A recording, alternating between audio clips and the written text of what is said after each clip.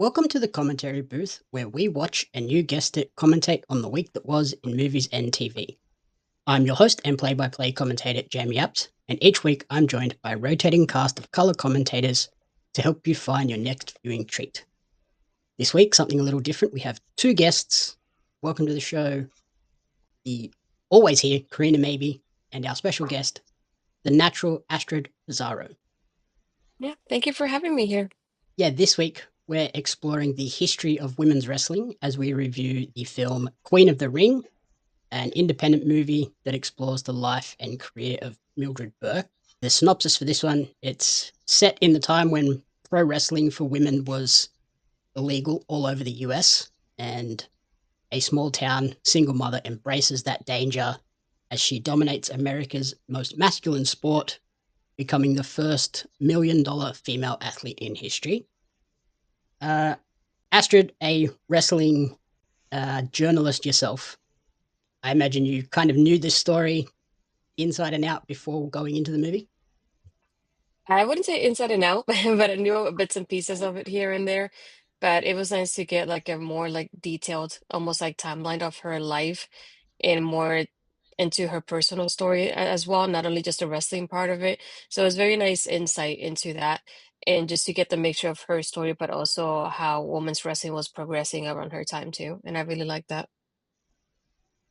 And then, Karina, what did you know about the Mildred Burke story before going into this film? Absolutely nothing. Per usual with most of our things. No, yeah, I didn't know anything about it until I watched the trailer and you hyped it up, and I go, all right, let me take a look at it. And growing up as like a wrestling kid with my dad, I was like, oh, okay, cool. This is like the league that started women in wrestling. And then I feel like when I dropped off, I missed probably like the worst parts of women female wrestling, like mainstream female wrestling. Um, and so when I got back into it, I go, oh, now I feel like we're back to basics and like they're actually being Mm. showcased for their talent and not other assets per se. Yeah, you totally missed the whole Divas era. Yeah, I'm kind of glad that I've missed some of these things because Yeah, I've seen things pop up in like Twitter and stuff, and I'm like, oh, that was a bad look for a lot of hmm things. that's true. Yeah, what were the bra and panties matches and the mud wrestling and stuff. It was not a great time. Like that's backyard wrestling shows that happen like, on a weekend or something like that. But the fact that those were airing on TV while I was on the hiatus from watching wrestling is just, I'm really glad that I came into it in a breath of fresh air moment in time. Mm-hmm. Oh yeah. And I think, was it just today that there was the news that it looks like WWE are doing the all women's pay per view again? That's an exciting time. Yes. It's about time. Really. Women are just, they're dominating. And I feel like there's still people out there that Hmm. underestimate them as like athletes. But the fact that they are able to dominate and, main event different pay-per-views is fantastic now. Yeah, I was a little shocked that they only did Evolution once up until potentially now. Hmm. Agreed. It is what it is.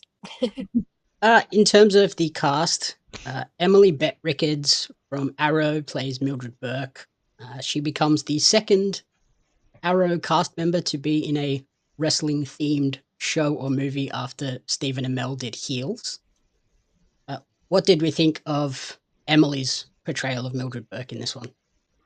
I really enjoyed her. It was something I was unexpecting from her because I'm like you said, I'm so used to seeing her in Arrow, so I definitely didn't think she was gonna. Not that I didn't think she could do it. It just like I was wondering how she was gonna fit into like the role in itself, and I feel like she did really well with it, and I feel like she fit in with the ladies too, and with the story, and just like I feel like she really became the person within the movie, and it made me feel like more connected to her, seeing her go through this journey through this whole movie and the way she's been promoting it as well. I feel like she's done really well with it so far. And I hope it makes more people think of doing more wrestling stories, just because I feel like we don't often get to see movies like this, like not only just with women, just in general. So I would like to see that more happening more often in Hollywood. And I hope this is one of those moments that they realize like, hey, with this was very limited, but we can still like expand it a little bit more of how it was. Yeah, I am. I never watched Arrow. It's not one of my things. My mom is a big Arrow person, so I'm sure she would have recognized her. Me, I looked at her and I was like, oh, she looks nice. Like she hit it out of the ballpark. She was really well, like her whole character portrayal came out really well on screen. And she held herself really well. She also seemed like she was really um she trained really well for it, should I say. Like she really immersed herself into trying to embody the character fully. So I was really impressed with that. Yeah, I think it was good to see her, like, she clearly respected the story and respected the wrestling performance and that aspect of it. She didn't just go in and be like, "Ah, I'm a Hollywood actor. I can do whatever I want. I don't have to Hmm. really embrace this character and story all that much. I can just ride by on the action stuff." On the other side, we had I can't remember which lady it was, but the lady that showed up at the AEW pay-per-view and basically said that wrestling is all fake and Yeah, predetermined live on yeah, air. yeah. It wasn't the greatest look. Good job on that one. Hmm. Mm. Complete opposite of what we wanted. Yeah, Yeah. Yeah. that's not how you market a film, like at all. Um, Especially when you're marking it on a wrestling pay-per-view as well. It's Yeah. the most hardcore fans are watching this and being like, "What did she just say?" yeah, and not only that, it just makes me think of everything that you could have learned from the movie. That was your takeaway from the movie. Like that's what made me think about it. It's like wrestling is predetermined, so whatever you guys are watching is all fake. Like Yep. I think most of us know it's predetermined. We don't need somebody to tell us already as it is. And if you want to encourage people to watch the movie, I don't think that would have been the best way to do it. I think you definitely would have been like, I love what AEW is doing for women's wrestling, and if you want to see more of women's wrestling, watch Queen of the Ring or something like that, and tie it up to the movie somehow, and bring it to something more positive in the end to promote the movie. I'd be like, yeah, I know what you guys are doing here because I've learned it from a movie. Yep. Yeah, it's Yeah. awful. I kind of think like what she was trying to get across was that like wrestlers are determined and they will go and do Mm. all of these things because they're committed and they know they can succeed in this career. But the way it came across was just not that way. It was kind of just, yeah, wrestling's fake, whatever. Yeah, no, definitely it could have been worded a lot better than that. Yeah. The other big actor in this is Josh Lucas, who has previously done A Beautiful Mind, Yellowstone, and Ford versus Ferrari as the wrestling promoter Billy Wolf. What did we think of his portrayal and his character in this movie? I feel like he did really well just because it was more of like, I don't want to call him a villain, but you kind of see him as that person of like, first you like him because he's giving the woman the opportunities, but then as you keep learning what he's like, you actually like end up like disliking him more and more at the same time. So like at the first you're cheering him on just because he's doing so many things for the women. It's like, oh yeah, he's getting them opportunities and opening doors for them. But then learning what he's like as a human being behind the scenes is what makes you go, no thanks. But I feel like at the same time, it kind of gives you a glimpse of what it's like for a lot of women going through in wrestling and the kind of experiences they have to go through behind the scenes. And I feel like that's one of the things that a lot of women have experienced, whether it's from the physical aspect of it or seeing somebody that would support you at first, but then take advantage of you later on somehow. So I feel like in a way, it's, I don't, in a negative way, it's also something kind of relatable for the women of what they go through sometimes. Mhm. Yeah, he portrayed as you said, kind of like a villain character towards midway through the movie, and he did it really well. He really got into his character as well. It was really shocking for me when I was first watching this, and she had like an interest in him versus his son because I was like, that's a big age gap there, sister. But Mm. that just kind of gave me the kind of like, ugh. But I think Yeah. that was probably a par for the course back then is that you find like a stable older man to take care of you. And even though she wasn't that kind of woman, it just made sense as it progressed. But yeah, definitely kind of strange. Yeah, I did like that he was a pivotal character in the movie, but it was still Mildred's story. He was kind of just Mhm. a catalyst to get her to move to the next phase of her career and next phase of her life. So it was Yeah, good that they didn't just let him become the main Mhm. element of the movie. absolutely. Yeah. One of the biggest names in the film, Walton Goggins from Fallout, and now the new season of The White Lotus as Jack Pfeffer. I thought he was really interesting in this movie as well, and kind of the opposite of Billy, where he initially didn't give women a chance, but then he has the opposite uh, trajectory and becomes like more supportive and has like a face turn, whereas Billy has the heel turn midway through the movie. That's true.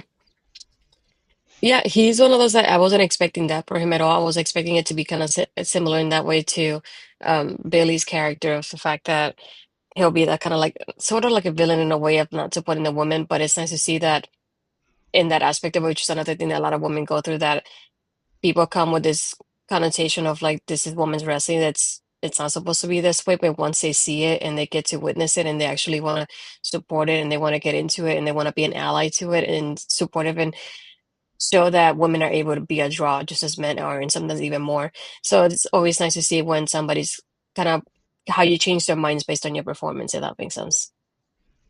Yeah, he was great in this. When he popped up on screen, I go, I know that guy. He's been in like everything. So I was happy to see him in this too, because before I ever saw this, I didn't know actually anybody on the cast except for one person, and that was it. So I went into it kind of just on that as surprise aspect, and every time someone popped up that I recognized, I go, oh, I know that person, I know that person too.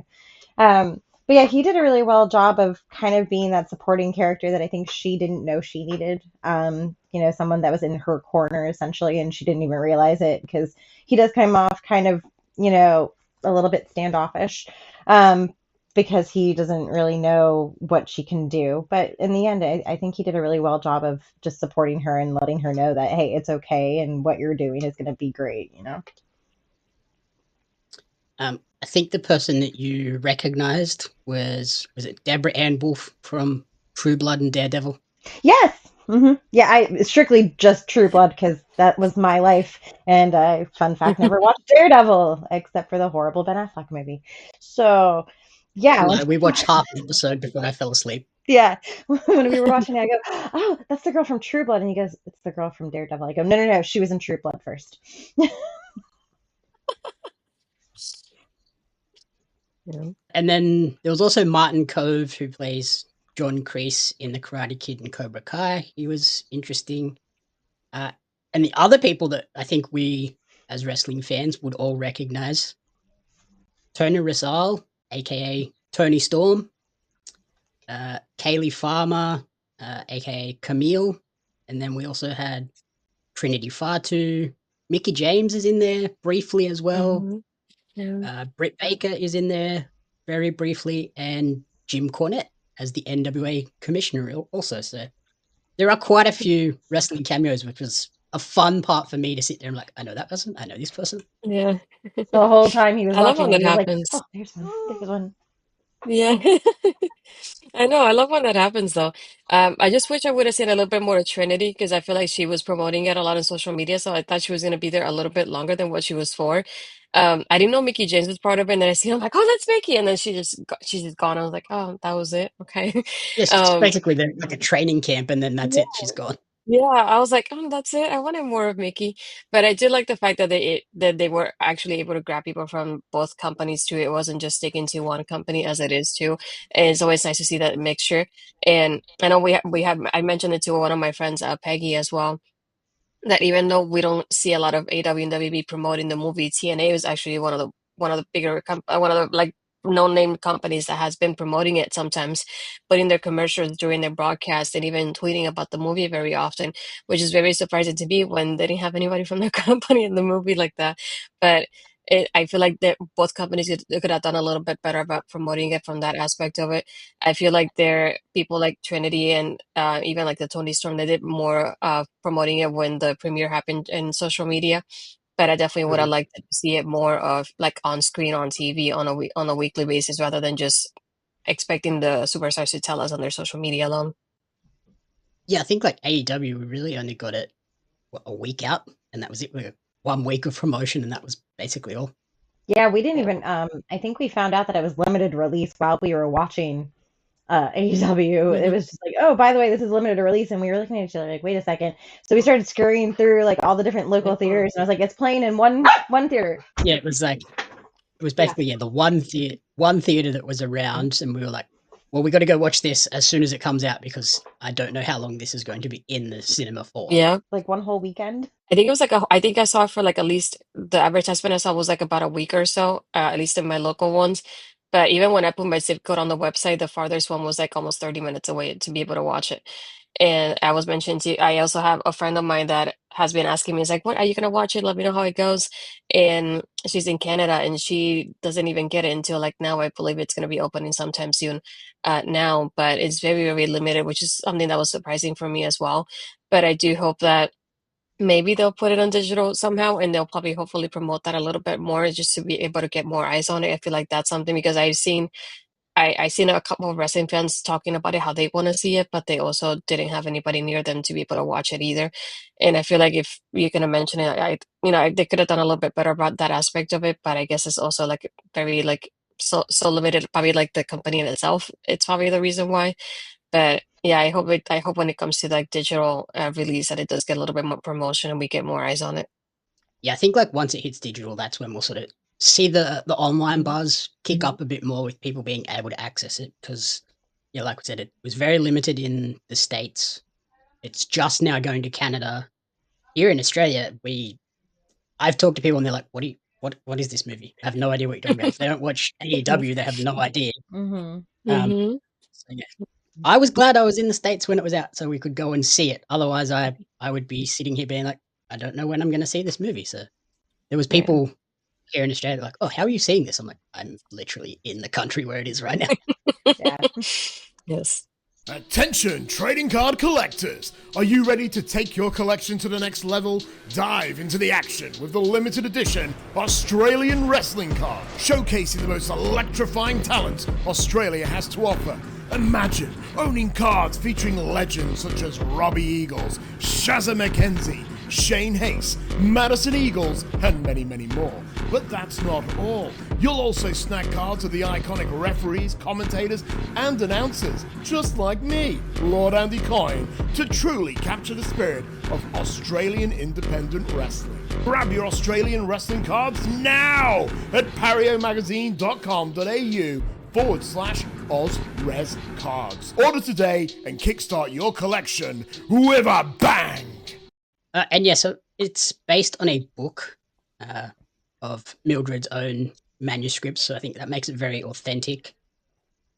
And clearly, Ash Avildsen, the writer and director of the actual film, is like a wrestling fan because I did think this was quite authentic and true to her story. It didn't really embellish too much because it is such a crazy story to think about to a woman getting into a sport that at the time was totally illegal. And it also made me think while I was watching it, which I was very surprised about too, and I had to look at it now to confirm. I feel like I was not expecting it to be as long as it was too, because I'm looking at it here is 2 hours and 20 minutes. Just another thing because I was by myself, so I was taking notes on it so I can remember sometime later that, and have that memory of it. And I didn't realize how long it was gonna be, but at the same time, I'm glad it was because it gave us so many details from not only her personal life, but like the history of women's wrestling, the way it just changed as well. And I like the mixture of both stories like intertwining in that aspect of it. And it's just like I feel like the detailing they gave us was really well done from like her training to like later on in like her personal life and helping like the promotion and the way that the promotion kept growing and growing. And even seeing at the end, I love when they do like the pictures to compare like the actor to the real everybody in real life too. You know, that kind of Mm. aspect of it makes it even more realistic when you kind of see it's like I could kind of see why they casted this person because they look very similar, and seeing how they connected very well. I feel like they did really well with it. And I feel like they should be proud of this project. Oh yeah, Absolutely. It didn't even feel like it was that long either. The pacing was really well. There wasn't any part of this where I was like, wow, is this ever going to end? Or, oh, like I can go to the bathroom or something like that. It was a really well-paced movie. There was constantly like things going on with it, and everything felt like it was needed. It wasn't anything extra fluff or Mhm. anything like. I guess yeah because it does span like a almost 20 year plus career where she was the inaugural NWA Women's World Champion and held that title for 20 years before she dropped it, which is unthinkable today. I guess it's like the same on the men's side with Bruno Sammartino held the Mhm. men's title for decades as well. So it's like these days, someone holds the title for a year and you're like, wow, that's a long time. Exactly. In terms of like themes, I wrote down a few. There's definitely some mansplaining that goes on in this movie. A lot of sort of sexism and wrestling politics. But the two sort of biggest ones for me were female empowerment and one of the most challenging, domestic violence in this movie is pretty intense to see as well. Yeah, that's something I didn't know about her life whatsoever. So seeing it on screen was shocking in that aspect of it. But like you said, it just ties it up to that part of female empowerment because she's able to take those moments and turn it around somehow for like not only herself but for other women as well. And to be able to be that foundation for women's wrestling, it just shows how strong your legacy is, to be honest. And to be able to see that how she transported something from such a negative thing to a positive, because even in those moments when she got abused, she went back to her house and she's like brainstorming how to make her next move. She doesn't let that stop her from her dream. And I really love that about her, how resilient she is. Yeah, I feel like if anything, it probably motivated her more to just want to do better and actually, eventually outsmart her husband in the Mhm. long run, which was it worked out fantastic for her. It took a lot of grunt work and it shows that, no one's life is perfect, but it is what you make of it. And so you can really grow from traumatic experiences and then just kind of fuel yourself and your career with that. Yeah, that's like the big heel turn moment for Billy where you go, okay, no, this guy sucks. He's not just cheating on her constantly, he's just an asshole. Let's get him out of here. This is not what Mhm. we need in wrestling. No. Unfortunately, yeah, we Mhm. still have those people in wrestling. Yeah, very much so. What did you think of the early part of the film where they show the sort of the carnival shoot wrestling? I would imagine Astrid, you sort of knew about this whole side of wrestling. Karina, I imagine this was kind of a bit of a surprise to you. Yeah. I don't think it was. Yeah, I was gonna say it wasn't necessarily a surprise, but it was nice to see that how they really started building things up from like the ground up the way they did. I really like that about it. Yeah, I think you always see like with carnivals or when circuses roll into town, you always see like this like stereotypical posters with like the two men boxing and stuff like that, but you Yeah. never see like women doing that. You might see like the Hmm. strong woman posters and stuff like that. So I appreciate that they took that and kind of just incorporate it into the carny life. Because now we have, the smaller wrestling companies who do not necessarily carnies, but they also do like small town wrestling events that Hmm. could translate to similar events.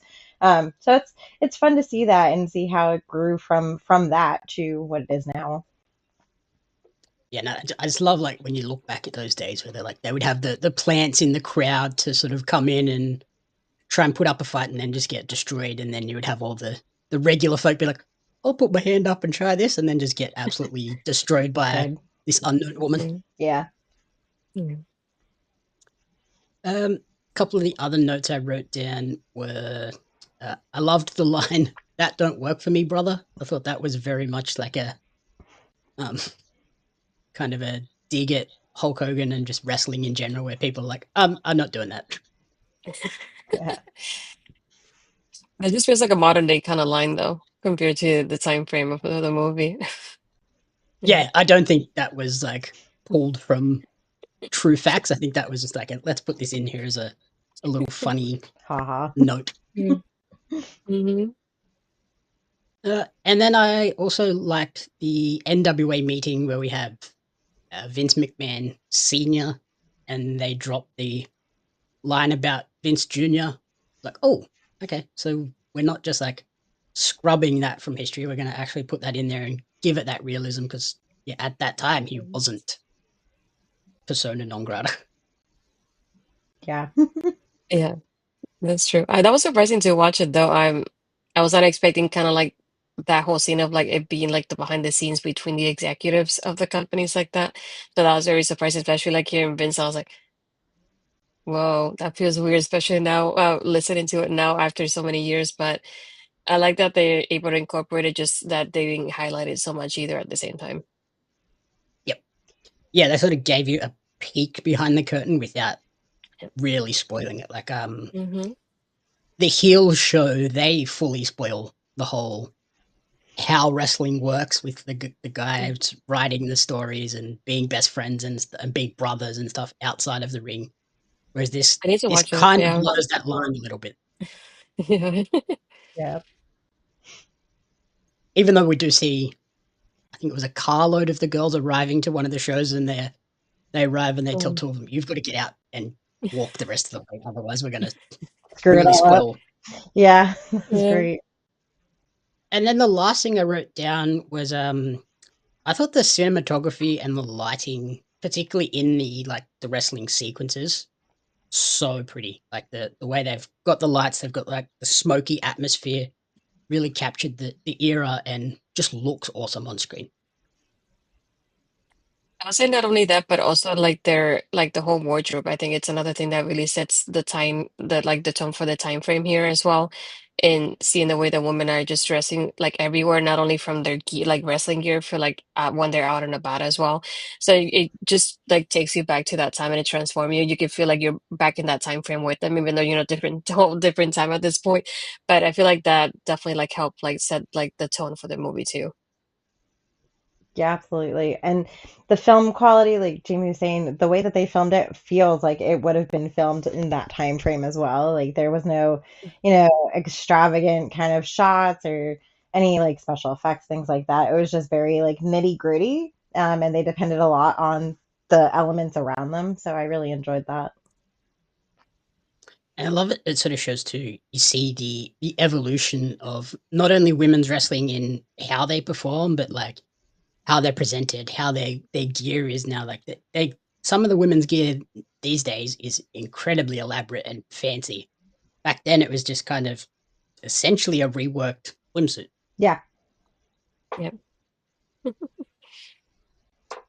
So yeah, overall, I thought this was a very compelling sports drama about empowerment with just wrestling as an underpinning, kind of like the Iron Claw recently, which was more drama centric. This one is a little bit more wrestling leaning, but still a lot of drama in it. Uh, I gave this a 4 out of 5. In terms of a rating, Astrid, what would you give this one out of 5?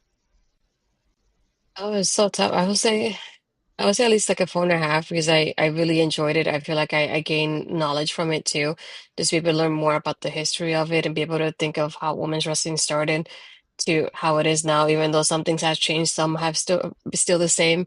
And I feel like at the same time we're able to learn not only their stories, but to be able to learn about wrestling altogether, how women really began to where they are now. And I really enjoyed it. I feel like it was captivating. It kept me like paying attention to the whole movie. I didn't have a moment that I was bored or anything. I kept writing notes on everything that was happening because I didn't want to forget about anything when I was reviewing it later. And I just feel like overall they did really great with it. They gave us, like you said, those aspects of the drama, but also the wrestling history and her life as well. So I feel like they really like balanced it out very well. And then, Karina, what would you rate this one? I give this one a 4. The movie is fantastic. I actually really enjoyed it.